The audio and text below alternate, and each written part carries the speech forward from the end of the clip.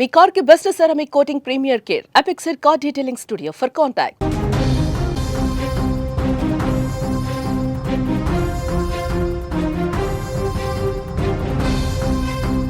కొన్నిసార్లు కొన్ని సంఘటనలు వింటుంటే కన్నీళ్ళు వస్తుంటాయి. అరే వాళ్ళకి ఎందుకు ఇంత అన్యాయం జరిగిందని బాధపడాలనిపిస్తుంది, బాధ కలుగుతుంది. ఇప్పుడు నేను చెప్పబోయే సంఘటన కూడా అటువంటిది. హైదరాబాద్ హయత్ నగర్లోని ఆర్టీసీ కాలనీలో నివాసం ఉండే ఒక విద్యార్థిని తన తండ్రితో కలిసి కాలేజీకి వెళుతూ ఉండగా రోడ్డు ప్రమాదానికి గురై ప్రాణాలు కోల్పోయింది. నిజంగా ఆ విద్యార్థిని గురించి తెలిస్తే నిజంగా బాధ కలుగుతుంది. ఆ విద్యార్థిని పేరు ఐశ్వర్య. బాధ ఎందుకు కలుగుతుందంటే ఐశ్వర్య చదువుతుంది MBBS 3వ సంవత్సరం. ప్రతి ఆదివారం ఇంటికి వచ్చి కుటుంబ సభ్యులతో గడిపి సంతోషంగా గడిపి తిరిగి సోమవారం రోజు కాలేజీకి వెళ్తుంది రెగ్యులర్గా. తన తండ్రి పాండు ఎప్పట్లాగే ఇంటికొచ్చిన కూతురిని ఉదయం కాలేజీలో దిగబెట్టడం కోసం బయలుదేరాడు. కానీ ఊహించని విధంగా రోడ్డు ప్రమాదానికి గురైన ఐశ్వర్య ప్రాణాలు కోల్పోయింది. పాండు కూడా తీవ్ర గాయాలయ్యాయి. హయత్ నగర్లో జరిగిన ఈ రోడ్డు ప్రమాదానికి సంబంధించిన విషయం తెలిసి బోరున విలపిస్తోంది వాళ్ళ కుటుంబం. ఇంకా 2 సంవత్సరాలు చదివితే ఐశ్వర్య ఎంతోమంది ప్రాణాలని కాపాడే డాక్టర్ అయ్యేది. ఎందుకంటే ఒక పేద కుటుంబం నుంచి వచ్చిన వైద్యురాలు కాబట్టి ఖచ్చితంగా ప్రాణం విలువ, పేదవాళ్ళ విలువ తెలిసిన డాక్టర్గా మారిపోయేది. ఐశ్వర్య మరణాన్ని ఎవరు భరించలేనిది. మహబూబ్ నగర్ జిల్లాలోని గవర్నమెంట్ కాలేజీలో చదువుతుంది ఐశ్వర్య. నిజంగా గవర్నమెంట్ కాలేజీలో మెడికల్ సీటు కొట్టడం అనేదే గొప్ప విషయం. చదువుల తల్లి అని చెప్పాల్సిందే. ఐశ్వర్యని బతికించుకోవడం కోసం, రోడ్డు ప్రమాదానికి గురైన ఐశ్వర్యని బతికించుకోవడం కోసం ఆ కుటుంబం చేయని ప్రయత్నం లేదు.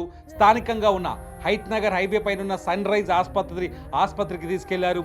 ఆసుపత్రిలో ఐశ్వర్యని కాపాడడానికి డాక్టర్లు అన్ని ప్రయత్నాలు చేశారు. కానీ ఆమెకు ఆయుష్ మిగలలేదు. ఆమె ఆసుపత్రిలో చికిత్స పొందుతూనే ప్రాణాలు కోల్పోయింది. తండ్రి పాండు కూడా ప్రస్తుతం ఆసుపత్రిలోనే ఉన్నాడు. ఆయన గాయాల పాలయ్యాడు, తీవ్ర గాయాల పాలయ్యాడు. నేను ఉదయం నుంచి చెప్తున్నాను, రోడ్డు పైన వెళ్ళిన తర్వాత డ్రైవింగ్ విషయంలో జాగ్రత్తగా ఉండాలి. ఎందుకంటే జరగరాని ప్రమాదం జరిగితే ఆ నష్టాన్ని ఎవరు పూడ్చలేనిదై ఉంటుంది. ఐశ్వర్య కూడా ఇప్పుడు ఆ కుటుంబానికి పూడ్చలేని నష్టం. ఐశ్వర్య కోసం ఆ కుటుంబం ఎన్ని నిద్రలేని రాత్రులు గడిపిందో, ఎంత కష్టపడిందో, రెక్కలు ముక్కలు చేసుకుందో. ప్రమాదం జరిగిన తీరు తెలిస్తే నిజంగా బాధ కలుగుతుంది.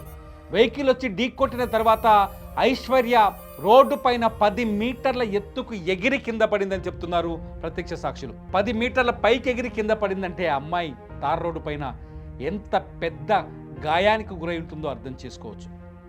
ఎంతోమందికి ప్రాణం పోయాల్సిన ఐశ్వర్య, ఎంతోమంది పేదల ఆరోగ్యాన్ని కాపాడాల్సిన ఐశ్వర్య, ఎంతోమందికి జీవితాన్ని ఇవ్వాల్సిన ఐశ్వర్య ఇవాళ తనే జీవితాన్ని కోల్పోయింది.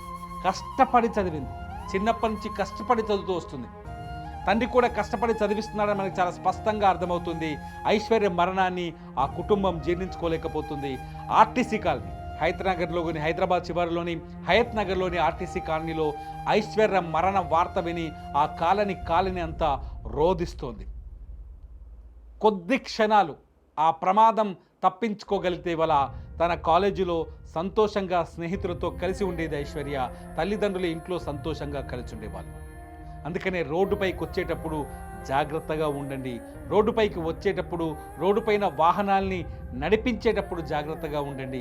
మీరు తప్పు చేసిన ఎదుటి వాళ్ళ కుటుంబం నాశనమైపోతుంది. మీరు తప్పు చేసిన ఎదుటి వాళ్ళ జీవితాలు నాశనమైపోతాయి. ఐశ్వర్య మరణ వార్త చెప్పాలంటేనే బాధ కలుగుతోంది, కన్నీళ్ళు వస్తున్నాయి.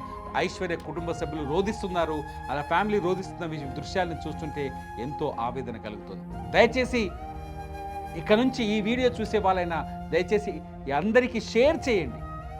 ఎవరైతే ఓవర్ స్పీడ్తో లేకపోతే రూల్స్ పాటించకుండా డ్రైవింగ్ చేస్తారో వాళ్ళకి కనీస సమాచారం అందుతుంది. దయచేసి వాహనాల్ని ట్రాఫిక్ రూల్స్ ప్రకారం నడిపించండి. రూల్స్ ప్రకారం హైవే పైన వెళ్ళేటప్పుడు జాగ్రత్తగా వెళ్ళండి. ఓవర్ స్పీడ్ని మానేయండి.